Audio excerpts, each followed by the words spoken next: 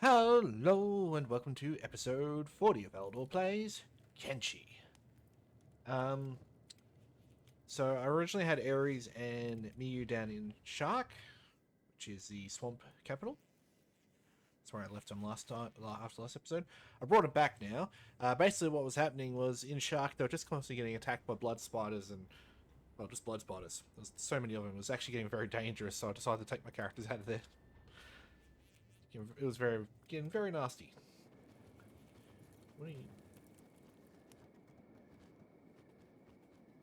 Stop that. There's a previous command I gave her. She's finally started to follow it. Huh. So anyway, let's have a look.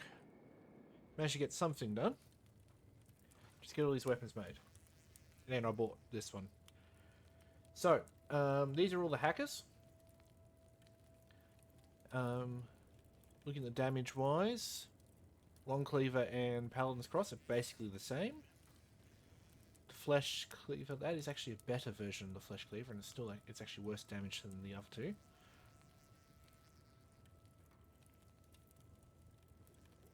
I think the Moon Cleaver is comparable.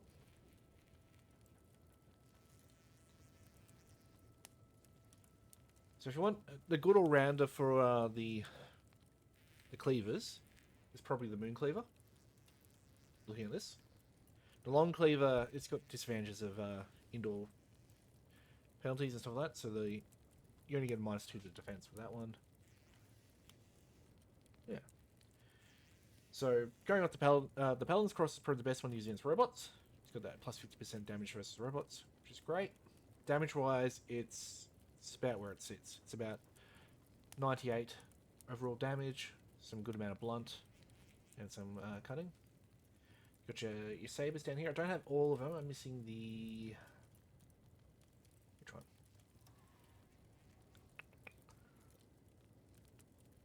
The Hold Saber. Hold Saber is the one with +6 defense. So it's getting up... Oh, on the ring. No, I've got the ring. So we've got the Hold Saber, which is in there. Basically, it looks kind of like this one with a hole in it and no rings.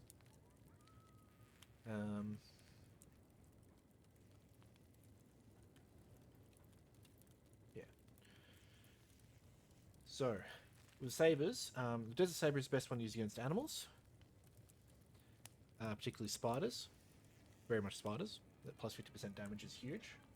This is a fairly advanced weapon. It was Ares for a little bit. Got the Ring Saber, which is a... Also, the Desert Saber has the lowest attack defense bonus, as you can see, but it has no negative to attack. So it's good for attacking. If you're going to be living in the swamps, you should arm everyone up with Desert Sabers, and if you're fighting a lot of dogs and skimmers. So skimmers we haven't seen yet. They are over here in the desert. I don't know if they're down here. Definitely not here. And you got big things and stuff like that, which is all through here, and human spiders. So they're good against those sort of things. Again, the best weapon against spiders and skimmers and those sort of things is, if you don't want to get in melee, just shoot them. If you have crossbows, use them. In fact, you should set up a whole unit of crossbowmen, essentially. Alright, so you got the... so that's the Desert Saber. Then you got the Ring Saber, which is a solid in-between defense weapon. Not a massive penalty to attack, and a good defense bonus. Then you got the standard Horse Chopper. You can see they do vary in weight. So the Ring Saber is definitely heavier than the Horse Chopper. Horse Chopper is basically... I would actually hazard the Ring Saber is better in every way than the Horse Chopper.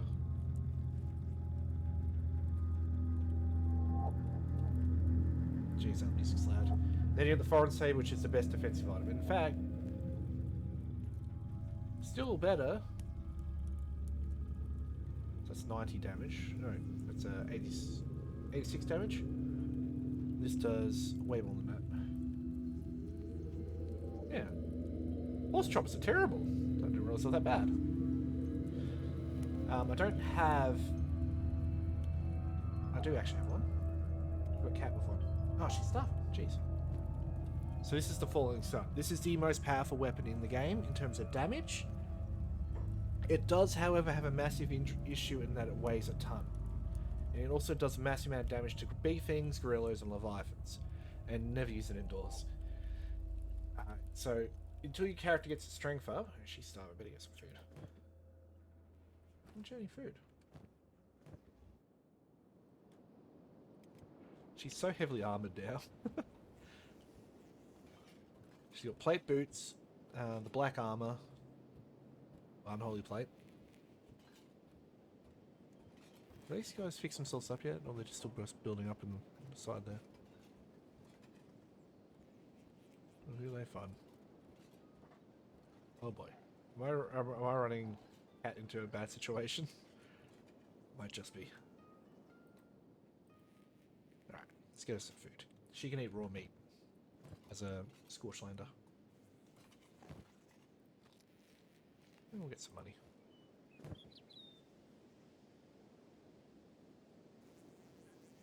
Quite. Yeah.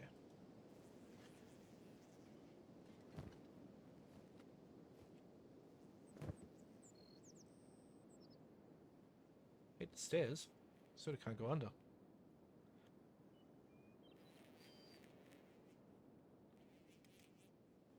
She's so overladen.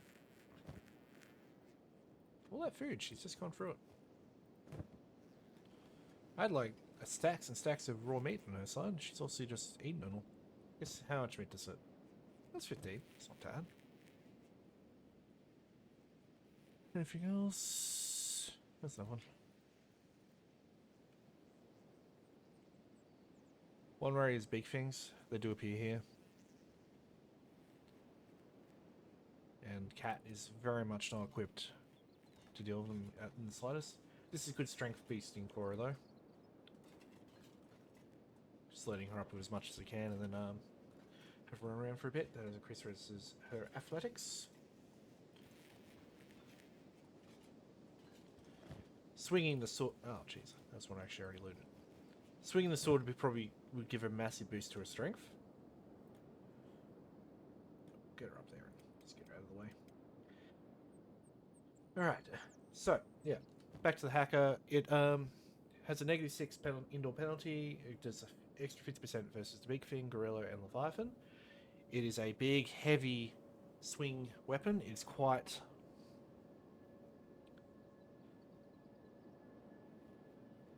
They're very difficult to use at the start. Like, I think a plank or even a fragment axe is easy to use.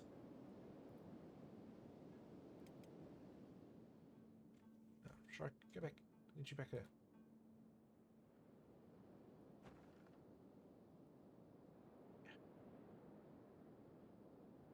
Can't quite reach it. There we are. The hackers are a good... somewhat... They're okay. If you're going for range, the best range weapons are like Paladin's Cross, Topper, all the heavy weapons. They're all very long range. The Desert Saber, I think, is actually slightly longer range than the others. I could be wrong. And obviously the spears. The spears are very long ranged, and the staff. Nadachi is also similar length to the Topper. Topper has less penalties than the other swords. So Ninja Blade's main weakness is the fact that it's actually not much better. It's the only real advantage it has over the Wakizashi is it has a longer range, but it actually does less damage, less blood loss. It does have better armor penetration, but it doesn't have that indoor bonus which the Wakizashi has. Katana is just a good all-rounder. It does have issues when you start playing people with heavy armor. So once you start getting past the dust bandits and those sort of things, and you start hitting the actual armies, like if you find the Shek or the Holy Empire or the United Cities, you start having a lot of issues with the katana actually doing a bit of damage. You also have the guardless katana. It's a very terrible guardless katana right there, but it does the emphasis. The guardless katana is the best defensive weapon in terms of attack bonus. So base attack bonus, it will give you the best out of that. Damage-wise, I think it's comparable to the katana. It just gives you that +2 extra attack, but it does also give you plus -2 to your defense. So if you're not attacking, you're going to be getting hit. It's also very light. The guileless katanas are among the lightest weapons you can get. The topper has great range. Reasonable armor. It's okay armor penetration. Like I said, it's great. It's still negative. But it doesn't have any bonuses or penalties when using it outside of indoors. Nodachi is basically a super-sized katana. It does more damage. You can't... I've seen people use it one-handed, but you shouldn't. You're not supposed to be able to. It's meant to be a two-handed weapon. Who's got a Nodachi? You do not. Actually, is that a katana? No. Topper... Who's got my Nodachi? Oh, Eledor. Of course he does.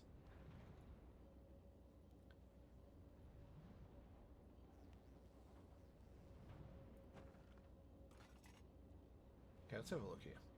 So you got standard katana with refracted blade.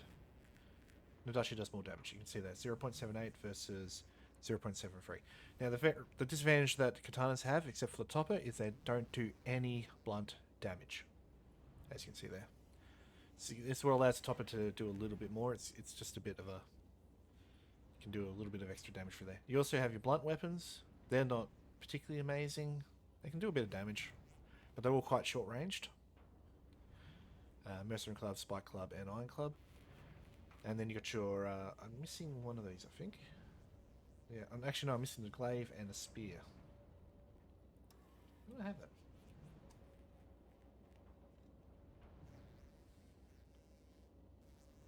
Huh.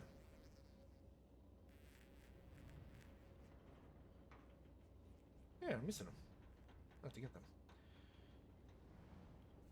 Wasn't able to get the Desert Saber schematics. I might have to run someone off down to... there's a city down... Might be Black Scratch. Black Scratch, I think, is the best mining town. Not mining town, the best smith town. Morn is horrible. Do not go to Morn. Caton's good. It's the best United Cities one. Black Scratch is a robot city. Memory? It does have an acid rain, though, so you got to be ready for that. Regardless, so I'm missing two of the spears. One is the glaive and the long glaive, I think. See if they do pop up occasionally. And here. See if they're here. Spears are great against animals. So if you're going to be if you know you're fighting animals like big things, that sort of stuff. There you go. There's the polearm, and then there's the normal polearm.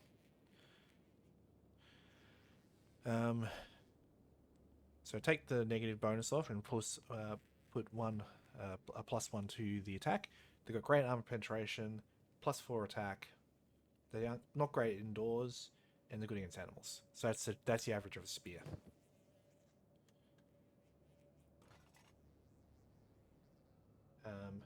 Naginata's are very attack-focused weapons. As you can see, it does match the Guileless Katana for its +6 attack, but it has such a well, it's not terrible. I'm not gonna knock it. Looking at it, that's actually not too bad. Damage-wise, Guileless Katana will beat it though, because Refitted Blade, it's doing 0.68 damage. It does have the advantage of range, so which means they can get hits in earlier just because there is a range.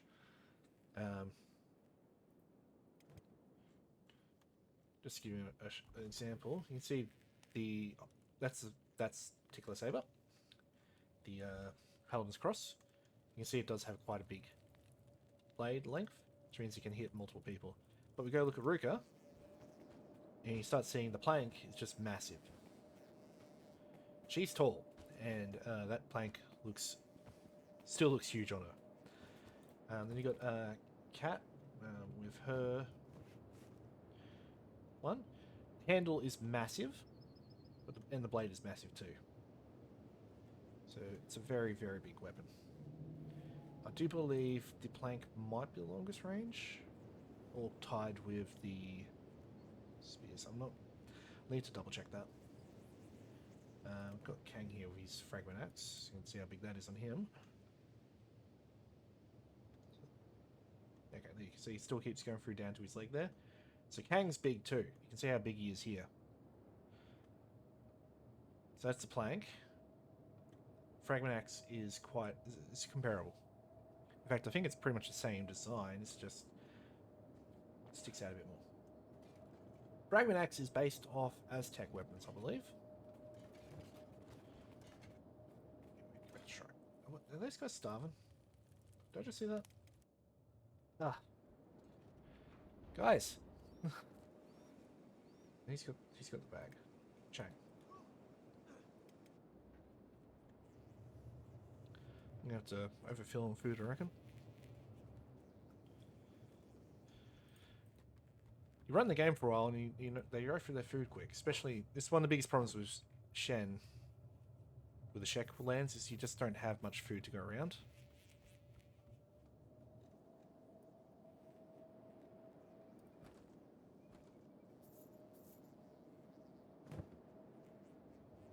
Yeah, he's just dropping all that food off. Check out. Need her to come back and get some food. Usually what happens with the girl, if you have two people out there mining, even if you put the food box as close as possible, they won't actually pick up that they're in the radius of it. I don't know quite what the radius is, but it's obviously, I think it hits about here. So you can cover a whole base with it pretty easily, but if anyone's outside that range, they just won't eat. The only reason the other one keeps being fed, Nico, is because she's coming back and forth. She's got hurt. Why'd she get hurt? Chan, are you doing your job? Need to get here. Do some more healing stuff too. Okay, there we go. That should keep us good for food.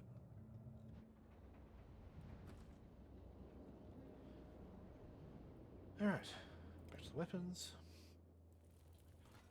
So again, you got the fragment axe. Very 112 damage. It's 1.12 damage. And then you got the plank, which does...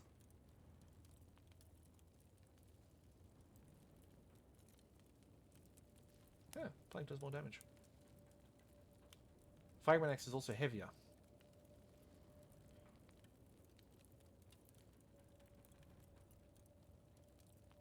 The advantage the fragment axe has, it does a lot more blunt, though. The advantage blunt has is most armor doesn't protect against blunt very well. So you see, most armor has a blunt resistance, a certain amount. And then you got the cut resistance is very complicated. So it's not very easy to explain how that works. I'm not even sure why it's actually a factor. I don't know why you need to complicate cutting, but apparently it's a thing. She's got cool glasses. Means if she's farting, she'll never get into have any issues with dust in the eyes. So that's all those weapons. You also have the different crossbows, which I can show off with a cat.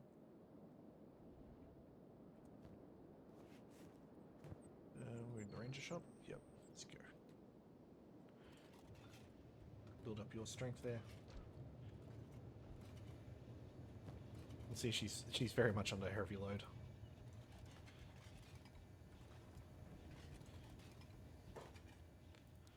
Alright.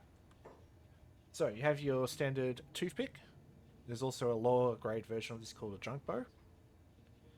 Yeah, I'm missing the spring bat, but that's okay. So you got the junk bow, which is basically just the worst version of the toothpick. Once you get the use the junk bows to start off with, they're a good training weapon. Same for the toothpicks. They don't do a lot of damage, which does give you the advantage of if you miss, you're not killing someone by accident.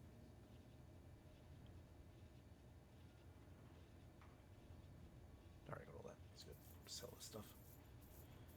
Don't really need to weigh it down too much. And just gives us more money. Go get us some proper food too.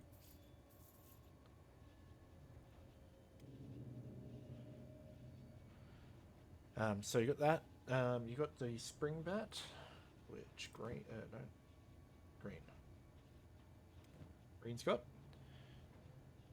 So first of all, again, we'll start again. You got the junk bow, toothpick, which does base damage at short range. Then you got the ranger, which is longer range, does more damage. Again, you should basically just sort of build yourself up. I don't know why the required skill is 90, but whatever. Probably because it's a specialist toothpick. Then you got the ranger.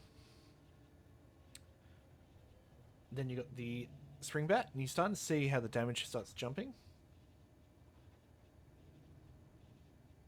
I guess the old world is possibly the next one up. Range-wise, the spring bat is really short. So I guess in a way you got toothpick, ranger. Actually, no, I'm going to say it's not that. Toothpick, ranger, spring bat. Then you get into the longer range bows, which can. So the old world bow, there might be some others I'm not aware of as yet. And then you've got the Eagle's Cross, which is the best one, I believe. Highest range, really good damage. With that sort of damage, unless they're wearing really heavy armor, you could basically almost cripple a limb with one shot. Springbat's getting up there as well. Old World has the advantage of range over the Springbat, so you can shoot down pretty quick. Also, its velocity is pretty high too, actually. So, do we have a high? There we go. Velocity 129, velocity 129, 50 to 62, 66, 52 to 80. Accuracy deviation. That's important. The higher your accuracy deviation, that means the more likely we'll miss. So if you can get lower accuracy deviations, the more likely it's going to hit really well. So you can see with that specialist Eagle's Cross, which it's not the is that better than Master? No, Masterwork's the best. Masterwork's the best, I think. Hang on. I need to check the wiki.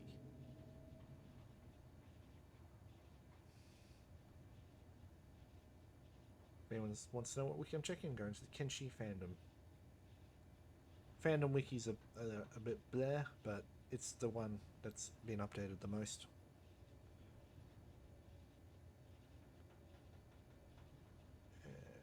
Items, weapons, crossbows. Yeah, random TikTok, go away.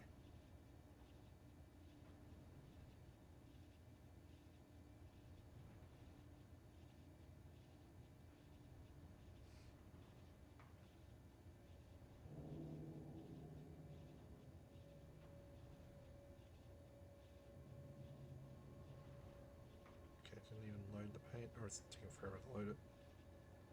Weapons, crossbows, go. Thank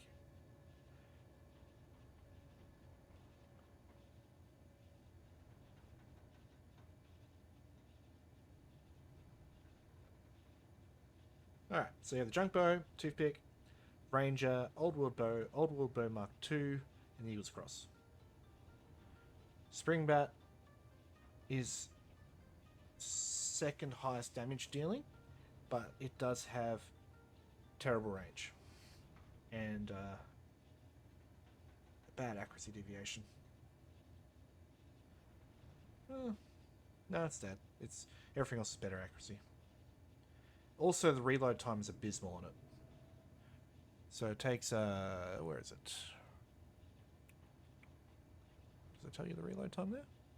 Yeah, 3.9 to 7.2 seconds.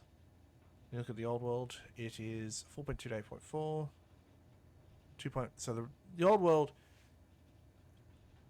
Oh, there is an old world Mark II.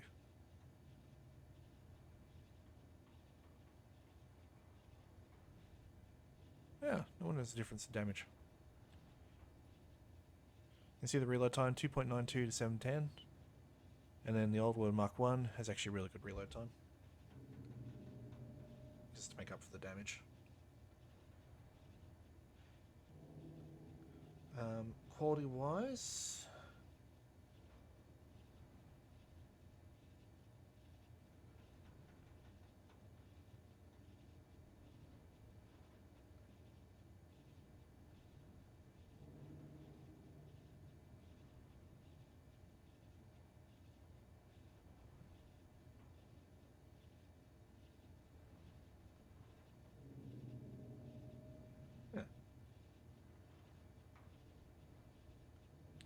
So, going off the statistics, because people have done this, Old World Bow Mark 1 is great for any character who's building up their skill.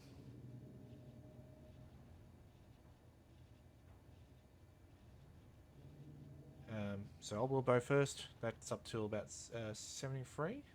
This perception skill goes bigger than I thought. Then you go to Eagle's Cross, and then you go to the Old World Bow Mark 2.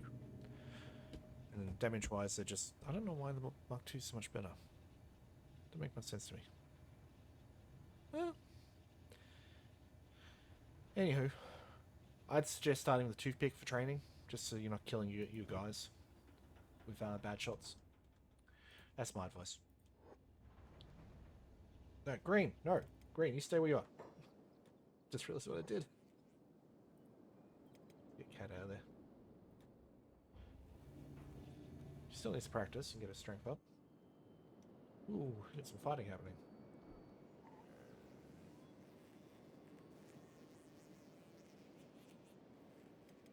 Ah, they're the bigger bone dogs. They're the I think they're called direwolves? Boneyard wolves.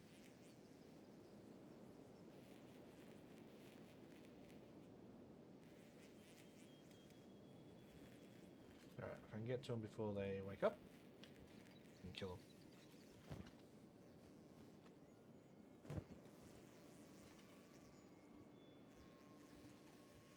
This could go badly. Yep.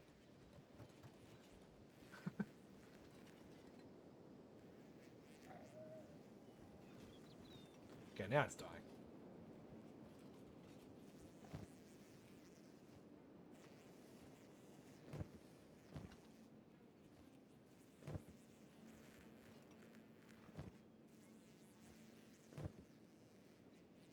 Cool, I think got them all.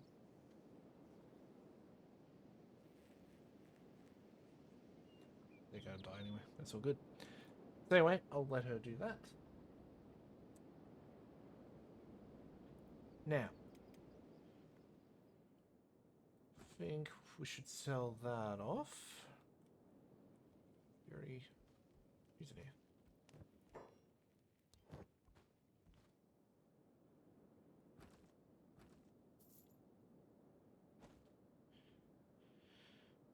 Okay, I might try and finish off my weapon collection. Yeah, actually, I'll be wasting that if I do that. Get rid of the hold saber. So I did have one in the making, but not quite there yet. Yeah, didn't realize I missed the spears. Anyway, also getting some armor made over here. One thing with weapons, if you want to get better grade weapons, you have to do the research to get them. So you have to get up to advanced smithing, upgrade your weapon, smith bench, that sort of stuff. If you just want to get masterwork leather armor and that sort of stuff, just train someone up. You can see here, Birmingham should be popping out high armor quality gear. Do we have any? There we go. He's popping out those sort of gear. Which is quite good.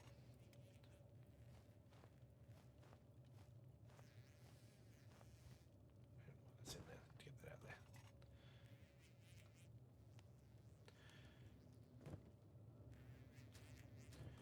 Now, I think next session we might try and head to our desired location here. Yeah, where was that exactly? I think it was here. Because you got an untraversable bit of water down here, because the ledge is basically a cliff.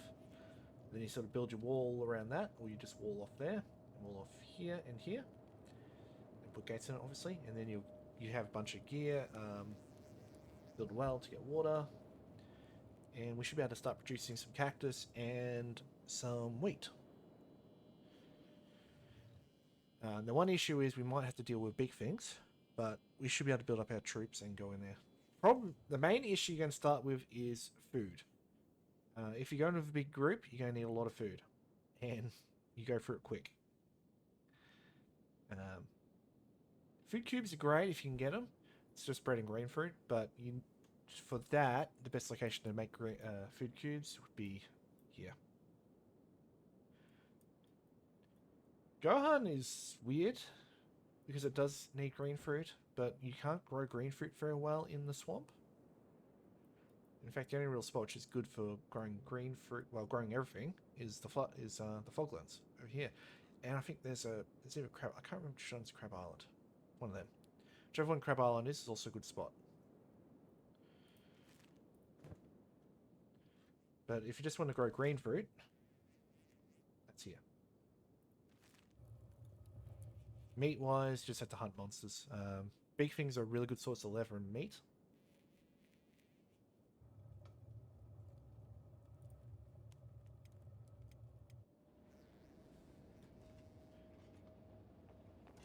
So I can afford she was missing her arms.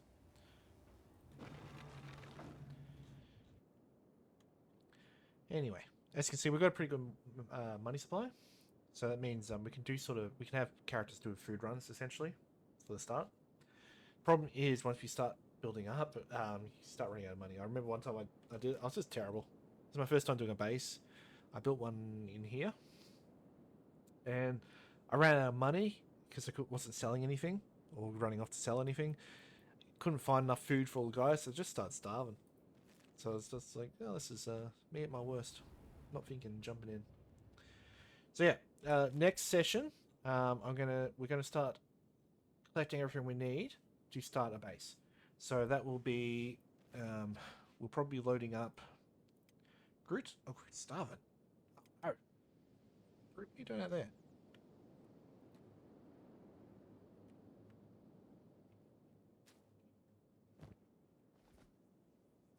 Problem with Groot is he goes for food very quickly. His hunger rate's 2.1. Just have a look at Ruka. They're 1.25. Hivers are great because they don't actually use much food. 0.6. 0.5. And Soul Shade is 0.5 as well.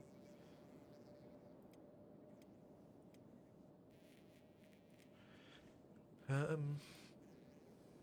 think Scorchlanders are good too. Yeah, 0.9. Robots are the best because they don't need food at all. So I think it's why everyone likes robots, because you don't have to worry about having to pay or do upkeep for their stuff. The only issue you have is making sure they stay repaired. And skeleton beds aren't exactly easy to come by.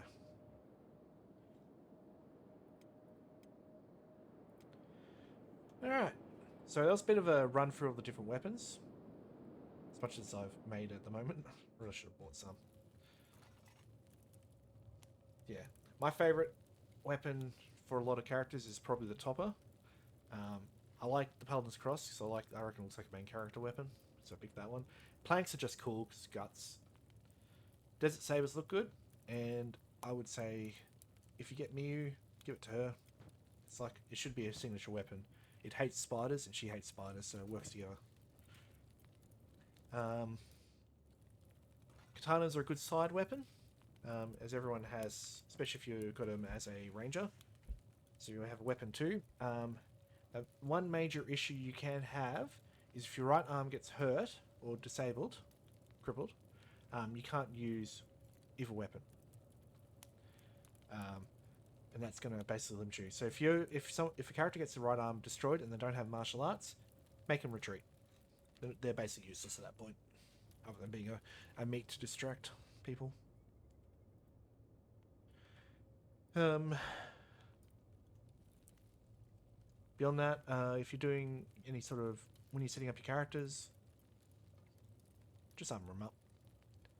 Put layers on, so overlapping layers. So for example, on Ares, we've got cloth pants, which cover right leg, left leg, and stomach. Then on top of that, we've got the rusty chainmail, which also covers the stomach. And then left arm, right arm, and then chest. And then you've got the dust coat, which covers basically everything except for your head, and then get some sort of head protection like this. Full armor, full face plates like this are better. That's only 7% too. Never mind. You can get a full helmet. Does anyone have a full helmet in my crew? 9%. 70%. I don't think anyone does.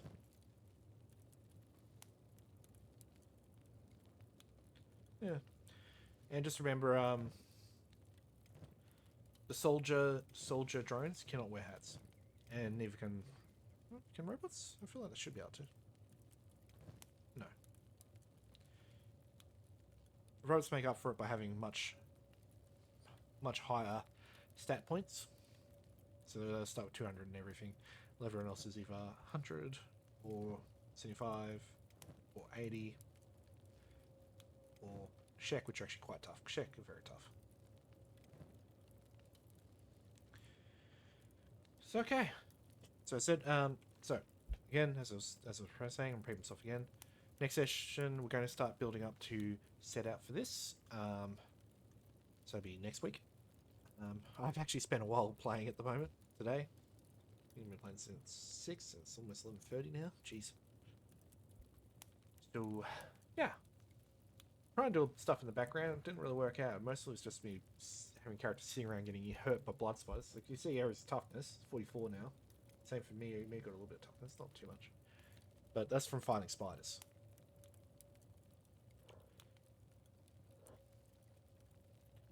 And I'll rephrase that. Getting beaten up by spiders. The spiders did not let her win very much. Anyway, that'll do it for today. Thank you for watching. If you want to leave a like or subscribe, I'd really appreciate it. This has been a bit of a rambly session, but I thought I'd just go over most of the primary weapons to worry about. Jeez, didn't realize Molly was so heavily armed.